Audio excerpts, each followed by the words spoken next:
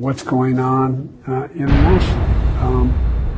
How do we get to the place where, Putin decides he's going to just invade Russia? Nothing like this has happened since World War II.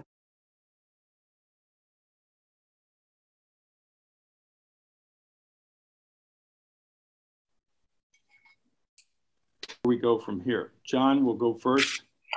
John, it's all yours. Thank you very much, John. Can everybody hear me clearly? Okay. What I'd like to do, I'd like to break my talk into two parts. I'd like to first of all talk about the causes of the present crisis, and I'd like to speculate on where this is all headed.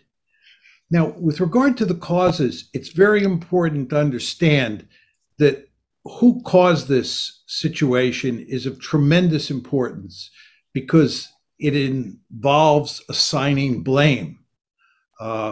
You really have two choices here. You can argue that the West, and especially the United States, caused the crisis, or you can argue that the Russians caused the crisis. But that means that whoever you argue caused the crisis is responsible for this disaster. And it is important to understand that this is a disaster. Ukraine has lost Crimea. It's, in my opinion, going to lose the Donbass. And the only interesting question to me at this point is whether it's also going to lose more territory in the eastern part of its country.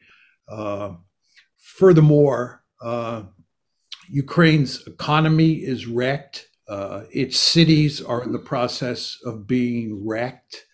The international economy is going to be badly affected by these events as they go on. This is going to have terrible consequences, I think, for the Democrats in the fall. Furthermore, it makes it difficult for the United States to pivot out of Europe and pivot to China, where there is a potential threat, which is China. Furthermore, we're driving the Russians into the arms of the Chinese, which makes no sense at all. And all at the same time, we're making Eastern Europe a very unstable region, and therefore forcing us to, if anything, up the ante there. So this is a disastrous situation. So the question of who caused it and who bears the blame really matters. Now, the conventional wisdom in the United States and in the West more generally is that the Russians are responsible for this. And in particular, Vladimir Putin is responsible. As I'm sure almost all of you know, I don't buy this argument at all, and I haven't bought it for a long time. In my opinion, the West bears primary responsibility for what is happening today. And it was largely a result of a decision in April 2006 to make Ukraine and to make Georgia a part of NATO. We were going to integrate Ukraine into NATO come hell or high water. Now, the Russians said at the time that this is categorically unacceptable. The Russians made it clear that they had swallowed the first two tranches of NATO expansion, the 99 expansion and the 2004 expansion. But Georgia and Ukraine were not going to become part of NATO. They were drawing a line in the sand. They said this is an existential threat to us. And indeed, in August of that year, of course, August 2008, you had a war involving the Russians and the Georgians over the whole issue of whether or not Georgia would become part of NATO.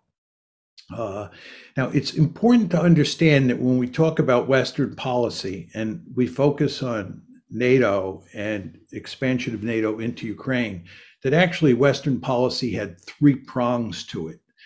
The core prong was definitely integrating Ukraine into NATO, but the other two prongs were integrating Ukraine into the European Union and turning Ukraine into a pro-Western liberal democracy, in effect, putting in place the Orange Revolution.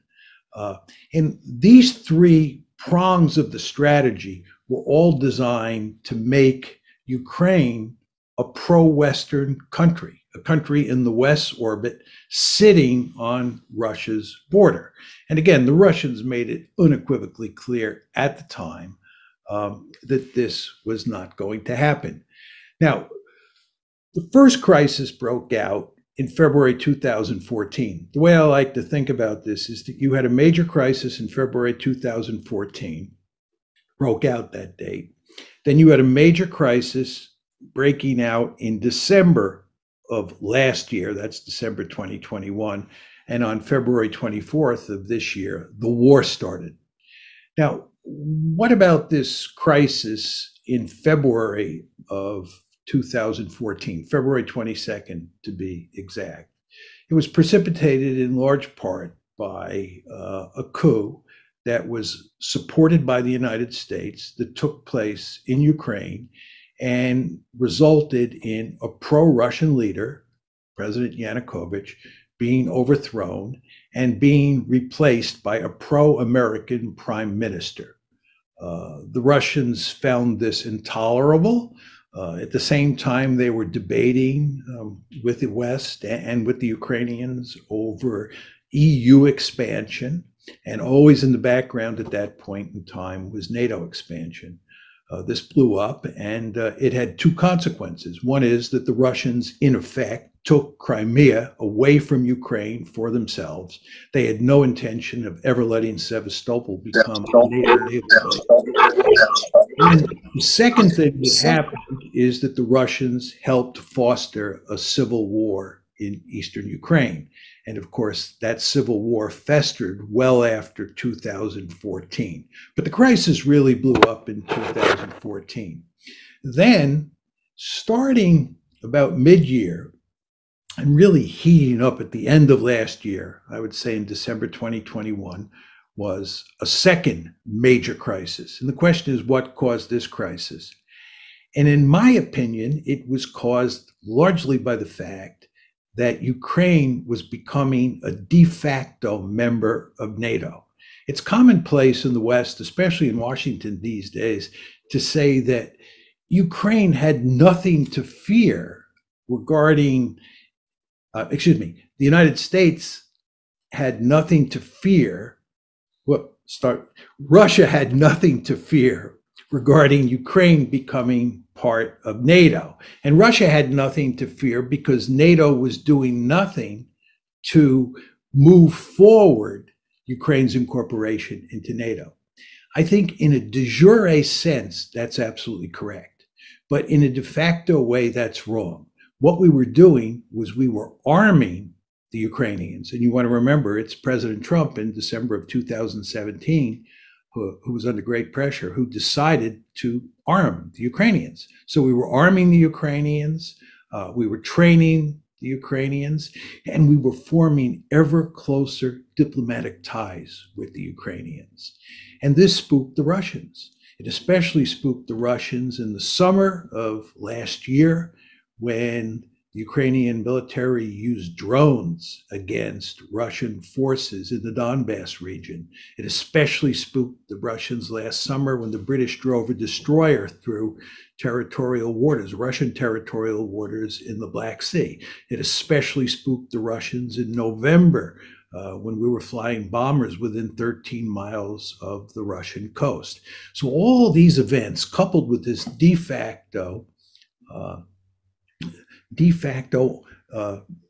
bringing of Ukraine into NATO, pushed the Russians to what Sergei Lavrov said was the boiling point. You know, Lavrov was asked in January why the Russians had reached this point and why we were in the midst of a crisis. And he said, Lavrov said in January, we had reached our boiling point. First expansion of NATO, second expansion of NATO, and then all of these events associated with Ukraine. The Russians had had it.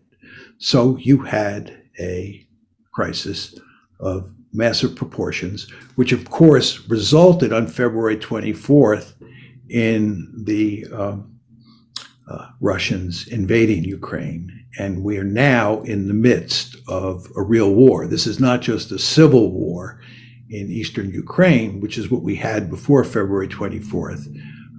we now have a real war. So this brings us to the question of what is the conventional wisdom on this subject, and how do I think about the opposing argument?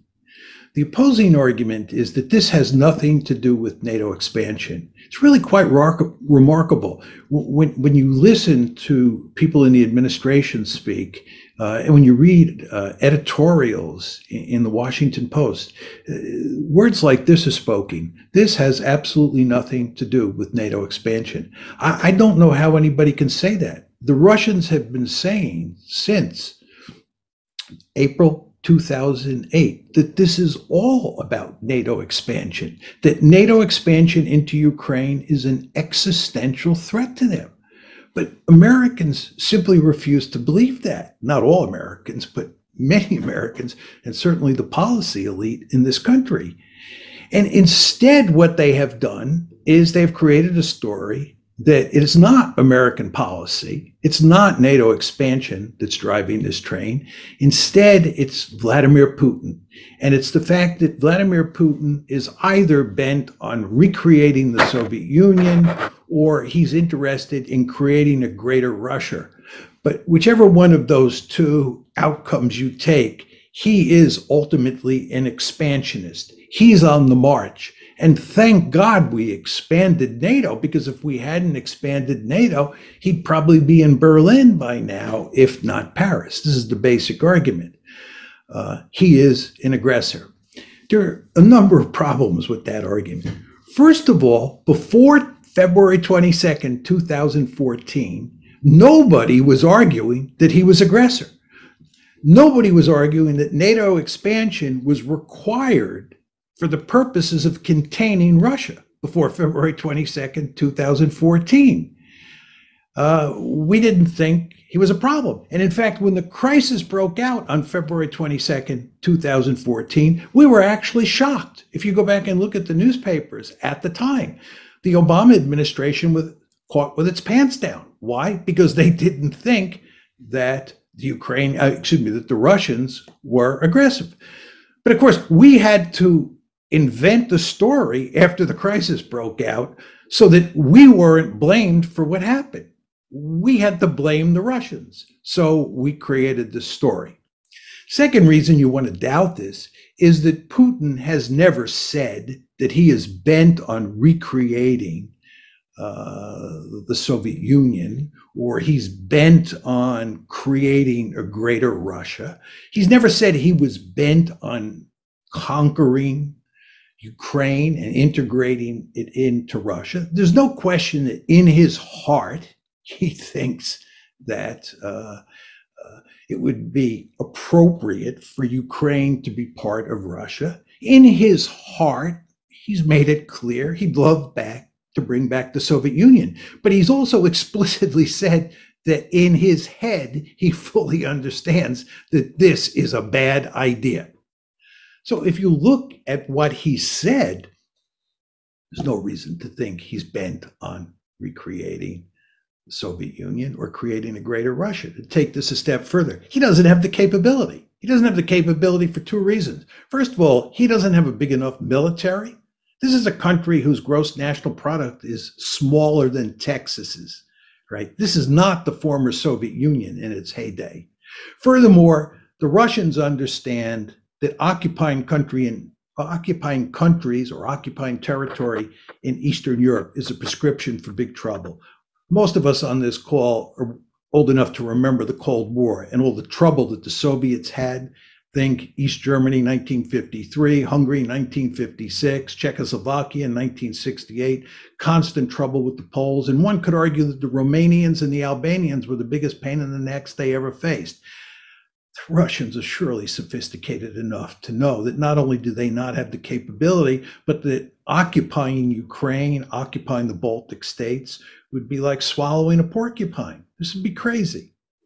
So I think there's hardly any evidence to support that. And the final point I'd make is if you look at what the Russians are doing militarily in Ukraine at the moment, it does not look like they're bent on conquering the country and occupying it and integrating it into a greater Russia. But anyway, here we are. And I think everybody is very interested in the question of where we go from here. So let me say a few words about that. First of all, let me start with US policy. US policy is to double down. That's what we're going to do. This is what we did after 2014. Instead of reevaluating and saying maybe NATO expansion is not such a good idea, we went in the opposite direction. This is why I'm telling you that by 2021, the Russians understood that we were turning Ukraine into a de facto member of NATO. They understood that. So what we did after 2014 is double down, and what we're going to do now and what we're doing now is doubling down. And what does that mean? We're encouraging the Ukrainians to resist. We're not going to fight for them, you understand. We're going to fight to the last Ukrainian, but we're not going to do any of the fighting. They're on their own in that regard. But we're going to arm them and do what we can to train them at this late date and hope that they can hang in there and duke it out with the Russians. And nobody believes they're going to defeat the Russians, but maybe you'll get a stalemate. Now, the question you have to ask yourself, this is really the key question, is what are the Russians going to do, right? It seems to me that a lot of people in the West think that if the Ukrainians provide enough resistance, the Russians will roll over and play dead. Or maybe Vladimir Putin will throw his hands up, he'll surrender, he'll say, this was all a bad idea, I regret doing it. Or maybe there'll be a coup in Moscow, he'll be overthrown, and they'll bring in leaders who will work out a deal with us, and Ukraine will live happily ever after, we will live happily ever after, and the Russians will be chastened. I've spent my entire adult life studying great power politics. I know a lot about great power politics. This is not the way the world works, and it is certainly not the way the Russians work. You want to understand, going back to what I said about the April 2008 decision, the Russians said at the time, this is an existential threat. This is an existential threat, right? So even before the current war, Ukraine becoming part of NATO was viewed as an existential threat. Now you're talking about a situation where you defeat the Russians in Ukraine. This is a much worse outcome for the Russians than what happened in April 2008, and a much worse outcome than what happened in February 2014. And the Russians are not going to roll over and play dead. In fact, what the Russians are going to do is they're going to crush the Ukrainians. They're going to bring out the big guns. They're going to turn places like Kiev and other cities in Ukraine into rubble. They're going to do Fallujahs. They're going to do Mosuls. They're going to do Grozny's. You know what happened in World War II when the United States was faced with the possibility of having to invade the Japanese home islands in early 1945. The idea of invading the Japanese home islands after what happened at Iwo Jima and then later what happened in Okinawa really spooked us. So you know what we did? We decided to burn Japanese cities to the ground starting on March 10th, 1945. We killed more people the first night we firebombed Tokyo than we killed at either Hiroshima or Nagasaki. And we were systematically burning Japanese cities to the ground. Why? Because we did not want to invade the Japanese main islands. When a great power feels threatened, the Russians are going to pull out all stops in Ukraine to make sure that they win. And then there's the nuclear dimension to this. The Russians have already put their nuclear weapons on high alert. This is a really significant development because what they were doing was sending us a very powerful signal as to how seriously they take this crisis and what's going on. So again, if we start winning and the Russians start losing, you want to understand that what we're talking about doing here is backing a nuclear-armed great power that sees what's happening as an existential threat into a corner. This is really dangerous. Go back to the Cuban Missile Crisis. I don't think that what happened in the Cuban Missile Crisis was as threatening to us as this situation is to the Russians. But if you go back and look at how American decision makers thought at the time, they were scared stiff. They thought that Soviet missiles in Cuba was an existential threat, and they were willing, many of Kennedy's advisors, to use our nuclear arsenal against the Soviet Union. That's how serious great powers get when they think they face existential threats. So in my opinion, we are in a very dangerous situation. I think the likelihood of nuclear war is very small, but the likelihood doesn't have to be high for me to be really scared because of the consequences associated with nuclear use. So we better be extremely careful here regarding what we do in terms of pushing the Russians into the corner. But again, I'm not sure that's going to happen, because I think what's going to happen here is that in a competition between us and the Russians will win. Now you're saying to yourself, why is he saying that? I think that if you think about this, you want to think about who has the greater resolve, right? Who really cares more about this situation, the Russians or the Americans? The Americans do not care that much about Ukraine. The Americans have made it clear they are not even willing to fight and die for Ukraine. So it's not that important to us. For the Russians, they have made it clear it's an existential threat. So the balance of resolve, I believe, favors them. So as we walk up the escalation ladder moving forward, my guess, and it's just my guess, is that the Russians will prevail, not the Americans, and the Russians will prevail because the balance of resolve favors them. Now, the question is, who loses this war? I think it doesn't matter much to the United States if we lose in the sense that the Russians prevail in Ukraine. I think the real losers in this war are the Ukrainians. And I think what's happened here is we have led the Ukrainians down the primrose path. We have pushed very hard to encourage the Ukrainians to want to become part of NATO. We have pushed very hard to make them part of NATO. We have pushed very hard to make them a Western bulwark on Russia's borders, despite the fact the Russians made it clear that this was unacceptable to them. We, in effect, and here I'm talking about the West, we took a stick and we poked the bear in the eye. And as you all know, if you take a stick and you poke a bear in the eye, that bear is probably not going to smile and laugh at what you're doing. That bear is probably going to fight back. And that's exactly what's happening here. And that bear is going to tear apart Ukraine. That bear is in the process of tearing apart Ukraine.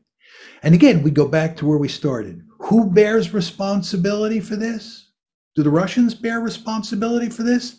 I don't think so. There's no question the Russians are doing the dirty work. I don't want to make light of that fact.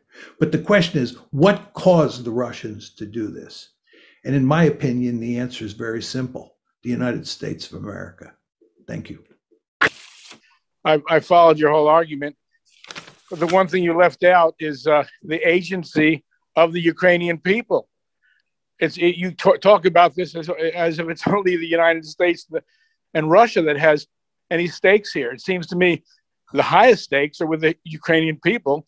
And what we've watched in the last week is that they have something to say about this, which has nothing to do with what we want or what the Russians want. It's what they want. And it seems to me, based on what we're seeing 24/7, they will never surrender.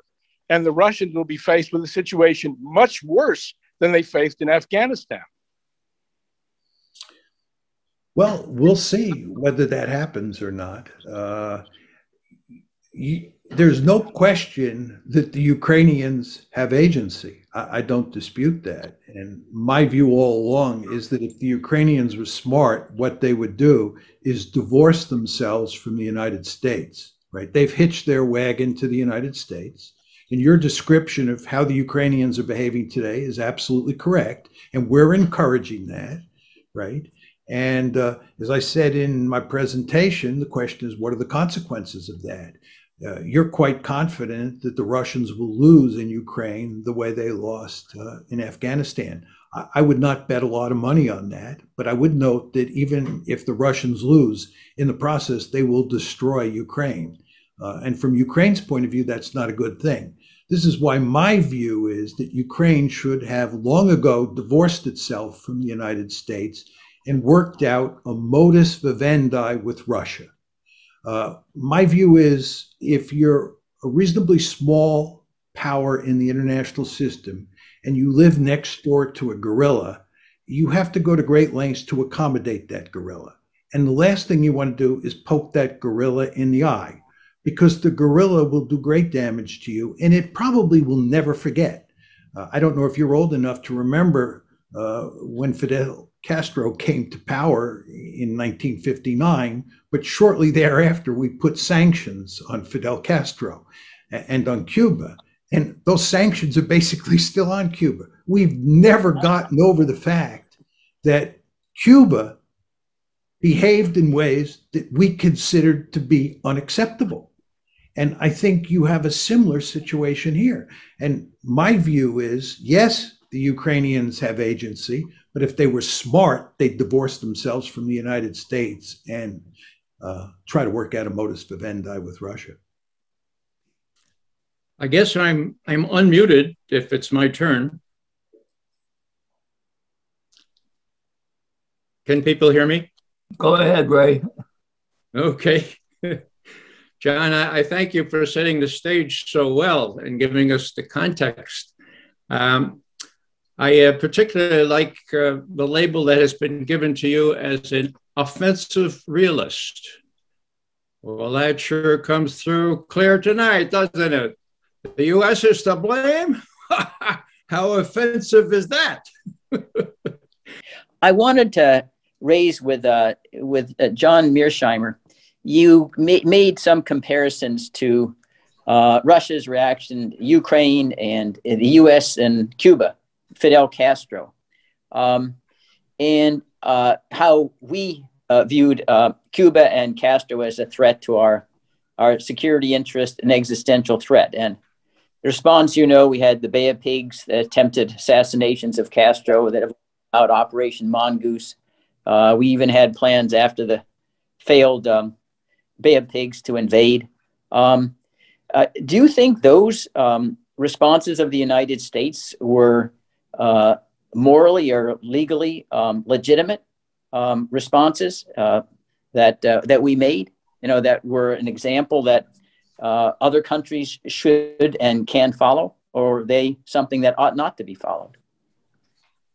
This is a great question. And of course, it follows on one of your three initial points, as well as Adam Dixon's comments, which have to do with the subject of rights and what's morally or legally permissible in the international system. I think that in international politics, states usually pay attention to international law and they pay attention to moral precepts as long as they're in their strategic interests. But if there's a conflict between international law and a country's strategic interests, the country will always privilege its strategic interests, and international law and human rights will be pushed off the table. This is why I think it's not very helpful to talk about rights.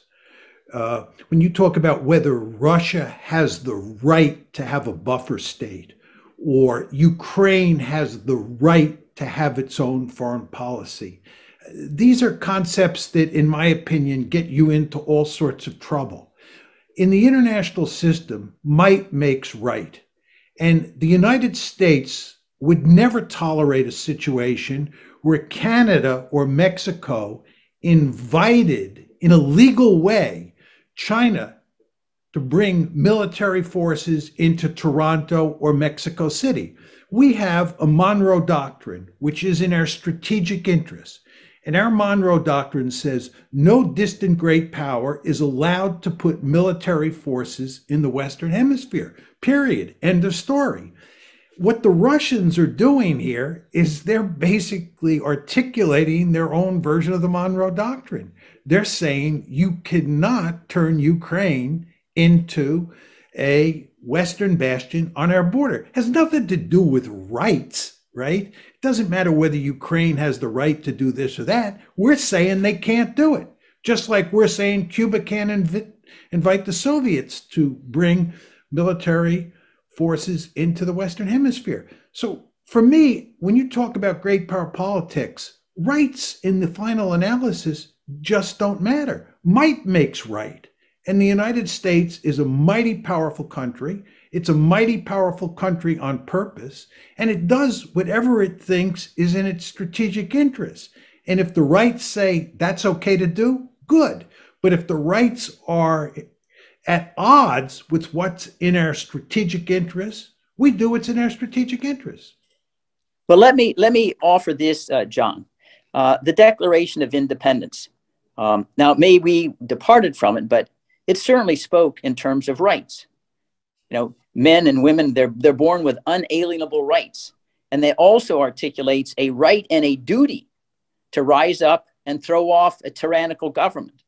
Now, maybe the Declaration of Independence is quaint, but actually it's what gave birth to this nation, you know, that we're residing in right now. It may well be that as a descriptive matter, we're still living with Thucydides, the strong do what they can, the weak suffer what they must. And it may well be that as a practical matter, maybe things don't change, but I don't think we should necessarily view as irrelevant, as you're saying, assigning responsibility. Maybe there's imperi delicto. And responsibility means making a moral judgment, even if the moral judgment has no immediate practical significance. Don't you think the Declaration of Independence is worth admiring and aspiring towards? I think the Declaration of Independence is of enormous importance. I thank my lucky stars I was born in a liberal democracy, right? And I think, like you, regret the fact that liberal democracy is under threat at home. But my view, and I'm probably different than you, Bruce, in this regard, is that international politics is a different domain than domestic politics. And in international politics, the Thucydides way of thinking about the world, where might makes right, is what applies. I'm not in favor of going around and beating up on other states, and I'm not in favor of wanton violence and so forth and so on. And I do think that what is happening in Ukraine is absolutely horrible. It makes me sick to my stomach. But on the other hand, I think it's very important to understand basic realist logic. And the reason it's important to understand realist logic is because, at least in this case, that's what informs Putin. Putin is thinking like Thucydides. And Americans have a terribly difficult time putting themselves in Putin's shoes. And this is because Americans tend to think in terms of rights and in terms of American exceptionalism and all these other ideas that I think get us into trouble. I think, you know, going back to the film clip that Ray put up there, where Putin talked about in that New York Times op-ed, the trouble America causes by thinking of itself as an exceptional nation is correct. I just don't want to think that way in IR, and I don't want to think about rights when it comes to international relations. And the question is, if Putin runs into the problems that he may run into in case this insurgency doesn't go his way, his regime will be undermined. If the sanctions are biting enough to have an effect, they're going to collapse and implode Russia's economy, which would undermine his regime. If he goes back with nothing to show for his misadventure, that will undermine his regime. And my question is, what will his reaction be then? I'm not asking you to prognosticate, but from the standpoint of what you've seen over the last 20 years, is he someone to back down, or are we going to see a ratcheting up from his point of view? Thank you so much. Yeah, those are two great questions. And I think that the question that is really on the table here is whether or not, with sanctions and the costs of war, just the cost of losing people and fighting in Ukraine, that coupled with economic sanctions can inflict enough punishment on the Russian people and the oligarchs that they rise up against Putin, right? This is the question. And I think there are two reasons that's not going to happen. I'm not saying I'm right, you're wrong, but I think that what the scenario that you two described will not prove to be correct. And let me tell you why. The first is nationalism. States are able to sustain huge amounts of punishment, and the population does not rise up against the ruler.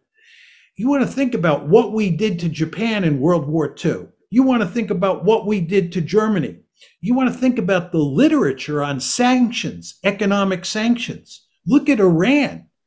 It's amazing what we've done to Iran. Look at Cuba. There have been sanctions on Cuba forever, right? And these countries don't throw up their hands.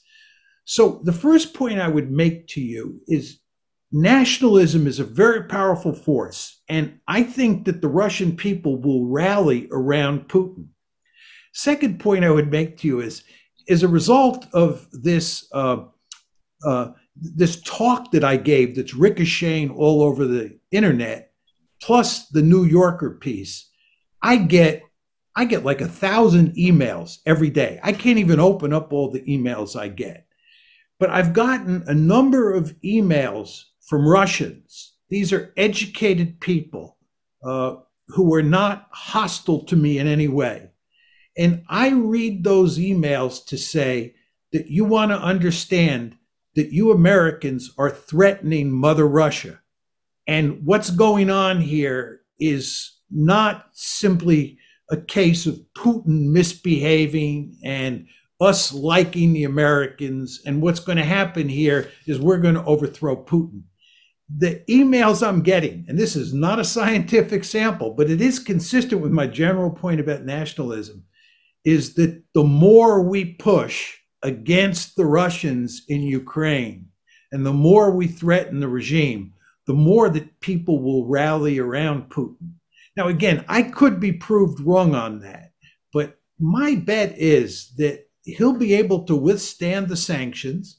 And by the way, this gets to Ray's point. Ray's point is the Chinese are going to help him. We know the Indians are going to help him. We've heard that the Mexicans are going to help him. So it's not clear that we'll be able to punish him that much over the long term. But then again, even if we do punish him, do you think that's going to bring the Russian people to their knees or Putin to his knees? I wouldn't bet a lot of money on that. Ray, you've got closing argument. Well, I would like to identify myself with what John just said. But let's posit, in other words, I think the Russians will get through this. I think there are a lot of reasons that they will.